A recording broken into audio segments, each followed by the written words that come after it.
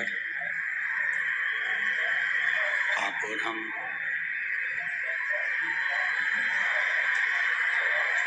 पवित्र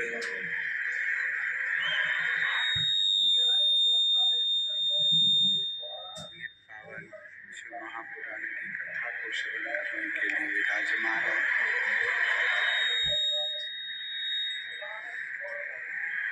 जिस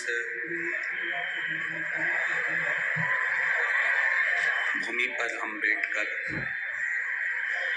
कथा का रसतत्व ग्रहण कर रहे हैं, भगवान शिव की पवित्र कथा सुन रहे हैं, श्री बड़े जटाधारी महादेव मंदिर। बाहर की आवाज खोलो, बाहर की आवाज। बड़े जटाधारी महादेव मंदिर, बड़नगरी फाटा। कथा के मुख्य यजमान में श्री भरत नथु जी चौधरी, श्री जगदीश भरत जी चौधरी, श्री तुषार भरत जी चौधरी, चौधरी परिवार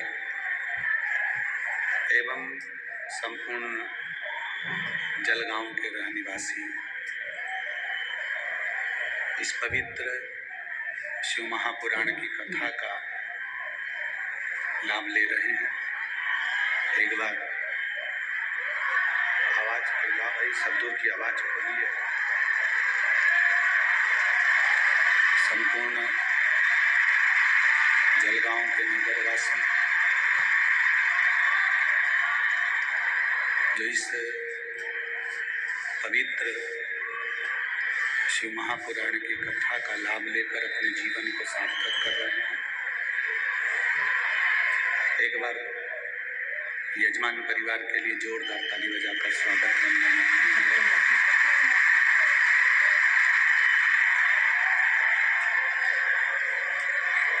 छोटी सी जिंदगी में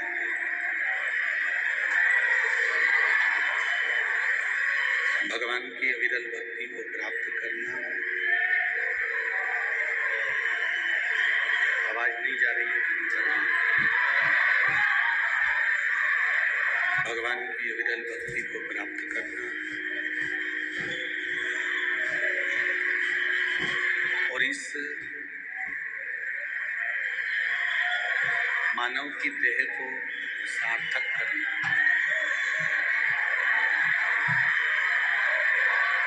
इस मनुष्य की देह को सार्थकता प्रदान करना।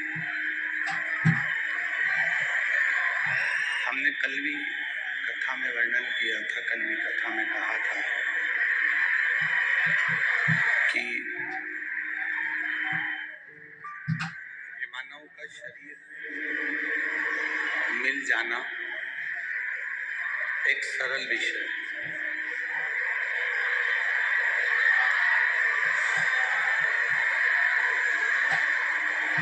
और मानव का शरीर मिल जाए, उस शरीर के मिलने के बाद में भगवान की भक्ति हो जाए, ये सबसे कठिन काम है। शरीर मिल जाना, शरीर प्राप्त हो जाना और उस शरीर के प्राप्त होने के बाद भगवान की भक्ति हो जाना, ये बहुत कठिन है।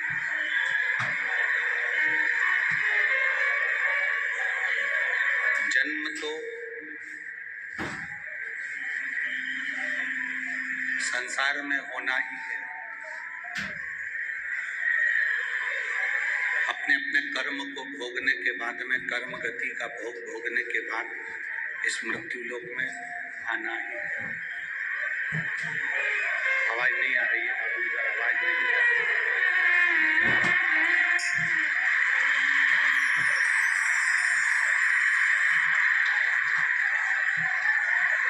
कर्म गति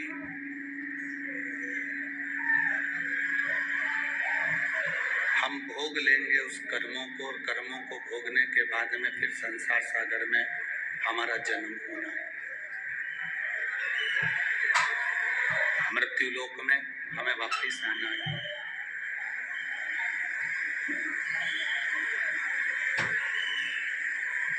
क्यों? क्योंकि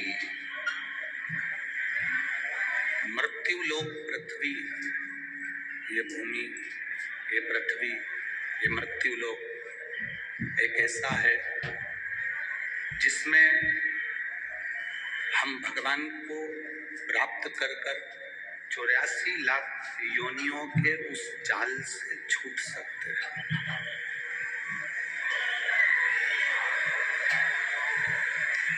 जब तक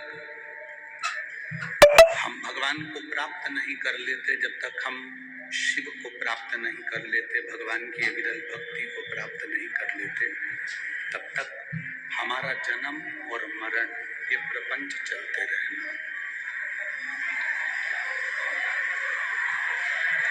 जन्म और मृत्यु के प्रपंच में हम घिरे रहना। पर जब हम भगवान की अविरल भक्ति को प्राप्त कर लेते हैं, जब हम भगवान की भक्ति को अपने हृदय में, अपने दिल में, अपने चित्त में उतार लेते हैं, फिर वापिस हमारा जन्म नहीं होता। कल कथा अपन एक सुन रहे थे राजा सुदक्षण की, जो कामदेश का राजा है, और उसका एक नियम बड़ा प्रबल है कि वो 108 बार भगवान का नाम निकलवाता है, शिव का नाम निकलवाता है, उसके बाद न्याय करता है, उसके बाद दान देता है।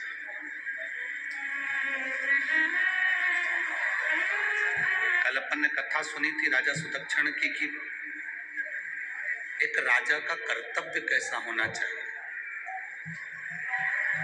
और उस कर्तव्य के अनुसार फिर फल मीठा उसको खाने को मिला। और जैसे ही उसने अपना व्यवहार बिगाड़ा, जैसे उसने अपना कर्तव्य बिगाड़ा, अपना व्यवहार बिगाड़ा, तो फल कड़वा हो गया, फल खट्टा हो गया, फिर फल कड़वा हो गया, फल खट्टा।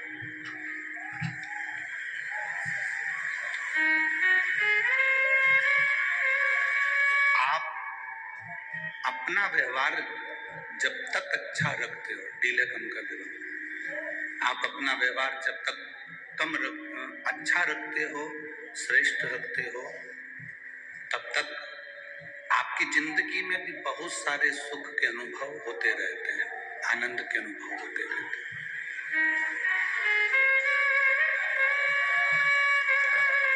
और जैसे ही आपका व्यवहार, आपका कर्म बेकार होने लगता है कि आपको दुख भोगना ही पड़ता है।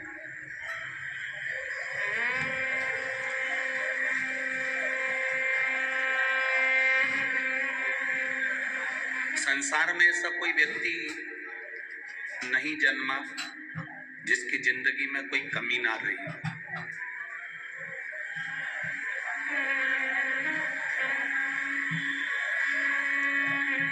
और संसार तो संसार जाने दो, ऐसे कई लोग हैं जिसको कुछ ना कुछ कमी जिंदगी में रहती है।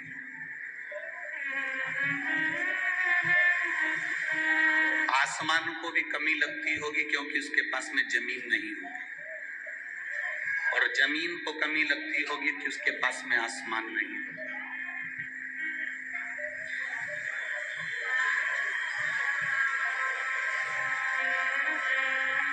भगवान नींद जब देता है तो अच्छा डनलप का गद्दा नहीं देता। एक साधारण सी दरी पर, एक गोदड़ी पर, एक साधारण सी जगह पर आप सो जाते हो और आपको नींद आ जाती है। जब आपकी गरीब परिस्थिति, साधारण परिस्थिति, एकदम साधारण सा जीवन जब आप जी रहे थे, उस समय पर आप एक गोदड़ी बिछाकर, एक गादी बिछाकर, एक दरी बिछाकर सो जाते थे तो आपको नींद अच्छी आ जाती थी। बोलो जी जी सही बात है कि गलत है? अब जब आपका खुद का कमरा बन गया, खुद का रूम बन गया, रूम में पलंग बन गया, डनलप का गद्दा लग गया, ये वाले बक्स से चल रहा है, सुनिए आगे। जब डनलप का गद्दा लग गया, अच्छा कम्बल मिल गया, ओढ़ने के लिए साधन मिल गए, सब कुछ अच्छा मिल गया, सब कुछ।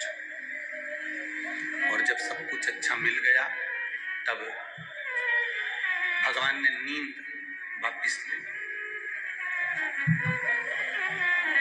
जब नींद है तब हमारे पास में गादी नहीं है। जब गादी है तब हमारे पास में नींद। जब भूख लगी तो हमारे पास में भोजन नहीं है, और जब भोजन है तब भूख नहीं लग रही, तब भूख नहीं।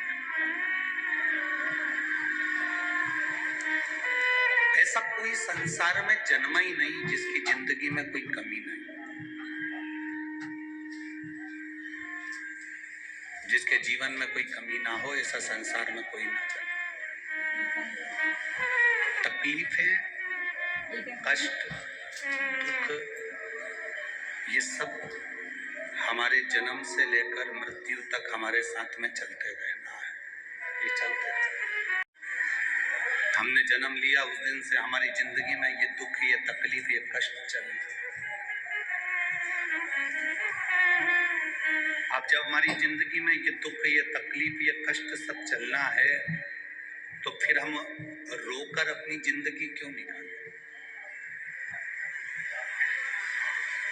शिव जी के पास में जहर आया, विष आया, शंकर भगवान ने उस जहर को, उस विष को पिया। माता सती जलकर भस्म हो गई, शिव जी ने वो विष भी अपने हृदय में धारण कर लिया। दुख, तकलीफ, कष्ट, बीमारी, रोग, जीवन में ये तकलीफें, ये कष्ट, ये बीमारियां, ये तकलीफ, ये रोग हमारे जीवन में हमारे जन्म के साथ चलते हैं, हमारे जन्म के साथ। अब उसको तुम रोकर काट लो, चाहे हंसकर काट लो।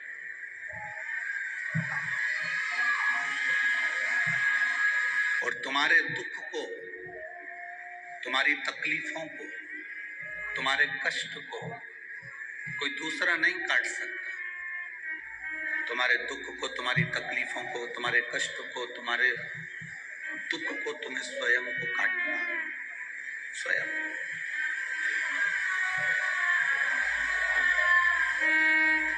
कोई दूसरा तुम्हारे दुख नहीं काटने वाला, कोई दूसरा तुम्हारे कष्ट नहीं काटने वाला है, काटोगे तुम स्वयं, स्वयं।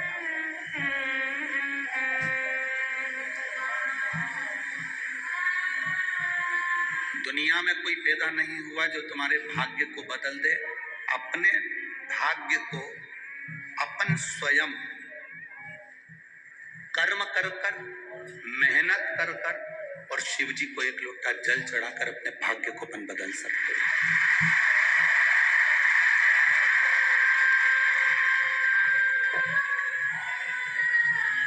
आपको स्वयं मेहनत करना पड़ेगा, आपको स्वयं कर्म करना पड़ेगा। सीहोर वाला महाराज नहीं आएगा तुम्हारे साथ में कदम से कदम मिलाकर तुम्हारे साथ चलने के लिए, पर इतना विश्वास जरूर कहता है कि सीहोर वाला महाराज तुम्हारे साथ कदम से कदम मिलाकर चलने के लिए नहीं आएगा। और तुमने जो लोटा भरकर जल चढ़ाया है, जब जब तुम्हें ठोकर लगेगी या तकलीफ आएगी, तो वो एक लोटा चढ़ाया हुआ जल महादेव जरूर तुम्हारे सामने।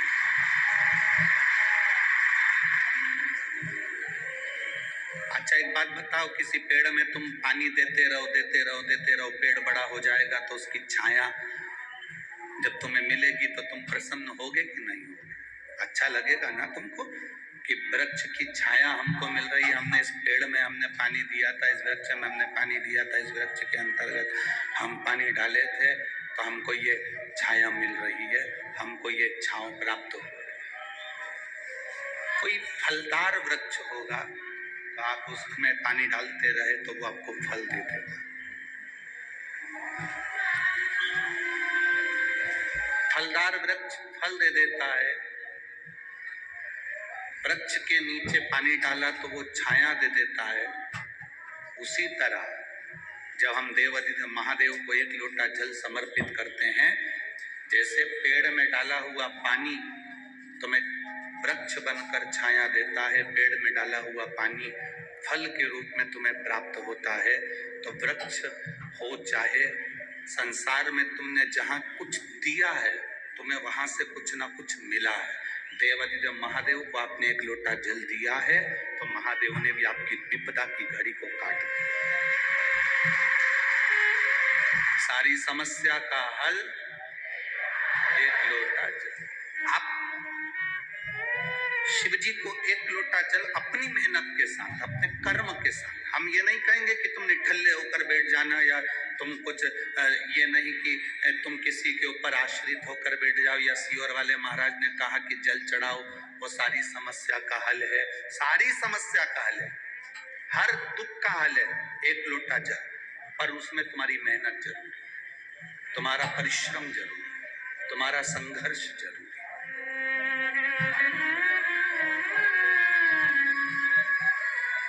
जैसे भोजन करना तुम्हारा काम है, पेट में भोजन गया तो जठर अग्नि का काम है उस भोजन को पचाना।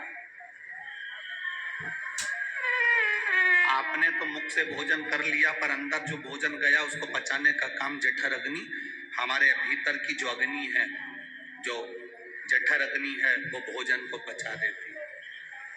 तुम्हारा काम है भोजन बनाना, तुम्हारा काम है भोजन कमाना, अन्न कमा कर लाना, फिर भोजन पकाना, बनाना, खाना, ये तुम्हारा काम है। अब भोजन अंदर चले गया, उसके बाद तुम्हारा काम खत्म हो गया। अब काम किसका है? उस अग्नि का, जो तुम्हारे पेट में जठर अग्नि रहती है, वो भोजन को पचाती रहती है, उससे वो ब्लड बना देती है, उसने रक्त बना दिया, वो रक्त तुम्हारे शरीर में चलता रहा और तुम्हारे को अंत समय तक काम आता रहा। जठर अग्नि का काम है अंदर तुम्हारे भोजन को पचाना और रक्त बनाना, ये जठर अग्नि का काम। ये जठर साधारण परिवार, चौधरी परिवार, कोई बड़ा नहीं, खान नहीं, फैक्ट्री नहीं, कोई बड़ी व्यापार नहीं, कोई दुकान नहीं, कोई बहुत ज्यादा पैसा धन दौलत नहीं, मन में दृढ़ता आई तो बाबा कथा करवा ही देता। अब जो विश्वास अपने भीतर, लोग कहेंगे तेरे बस का नहीं है, क्यों कर रहा है, तेरे क्यों बस का, तू क्या इतनी बड़ी कथा करा लेगा, तेरे बस का है, कहां से लाएगा, क्या करेगा। भरोसा यदि पक्का हो तो मेरा शंभु स्वयं कुबेरेश्वर महादेव आकर बैठता है। विश्वास दृढ़ होना चाहिए, भरोसा पक्का होना चाहिए, आप रूप सबका है। दुनिया के लोग आपको डराएंगे, भय देंगे, तेरे बस का नहीं है, मत कर, तू नहीं कर सकता, ये दुकान नहीं चला सकता, ये फैक्ट्री नहीं डाल सकता, तू ऐसा नहीं कर सकता। अपने भीतर वो बल उत्पन्न करो, विजय होकर मानोगे, जीत कर मानोगे। अपने भीतर का बल ही हम समाप्त कर दें। कहा, सब लोगों ने कहा कि किसी के बस का नहीं है लंका तक जाना। हनुमान जी भी बोल दिए कि तुम्हारे, हनुमान जी भी कह दिए मैं कैसे जा सकता हूँ। तब जामवंत बुजुर्ग ने, बूढ़े व्यक्ति ने हनुमान जी को जगा दिया, तेरे में वो बल है, सूर्य को निगल सकता है, तो लंका तो तुम एक छलांग में जा सकता है। हनुमान जी पहुंच गए, एक छलांग में तू लंका जा सकता है, तुझमें वो बल है, तुझमें वो।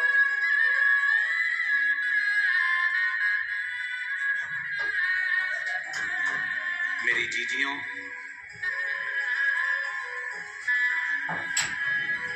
मेरे जीजाओं, मेरी बेटियों, मेरे बेटाओं, मेरी माताओं, एक बात का स्मरण अपने अंदर रखना कि कभी जिंदगी में हमको हारना नहीं। शिव ने हारना नहीं सीखा, शिव ने जीत ना सका। अकाल मृत्यु वो मरे, जो काम करे चंडाल का, काल उसका क्या बिगाड़े, जो भक्त हो महा काल का। शिव जीत ना सका, जीत दुख से यहाँ पुत्र हुए श्री बृहस्पति। अंगिरा ऋषि की केवल एक पत्नी नहीं थी, 4 धर्म पत्नियां थी। उसमें स्मृति, सुरूपा, स्वराट और ताध्या, 4 पत्नियां, जिसमें से स्मृति भगवान शंकर जी की धर्म पत्नी सती की बहन स्मृति। जब अंगिरा ऋषि के घर में एक पुत्र ने जन्म दिया जिसका नाम था बृहस्पति। क्या नाम है? बृहस्पति। बृहस्पति पुत्र ने जन्म दिया। पूछा, बृहस्पति जब बड़े हुए तो बृहस्पति ने अपनी माताओं से पूछा, चारों माताओं को बिठाया। आज बृहस्पति ने चारों माताओं, और चारों माताओं के चरणों को प्रणाम कर कर सबसे विनय कर कर पूछा, अगर मुझे दुनिया में नाम कमाना है, सबसे प्रबल वीर बनकर बैठना है, तो मैं किसका भजन करूं? किसका भजन करूं? मैं किसको जपूं? अब कई लोग कह दें किसी और वाला महाराज हर कुछ बोल दे या बता दे कि शंकर प्रिय है, शंकर प्रिय है, शिव प्रिय है शंकर का। तो यहाँ तो हमारा शास्त्र कर रहा है, अंगिरा ऋषि की कथा कर रही है, उनकी धर्मपत्नी स्मृति का चरित्र कर रहा है। जब बृहस्पति बाबा का जन्म हो गया, 4 माताओं को बिठाकर बृहस्पति बाबा ने पूछा कि माँ मुझे बताओ कि मैं जब उच्च पद को प्राप्त करना चाहता हूँ, मेरी प्रतिष्ठा प्राप्त करना चाहता हूँ, मैं बहुत बड़ा बनना चाहता हूँ, तो किसका भजन करूं? आप बताओ, मैं किसको भजूं? किसका स्मरण करूं मैं?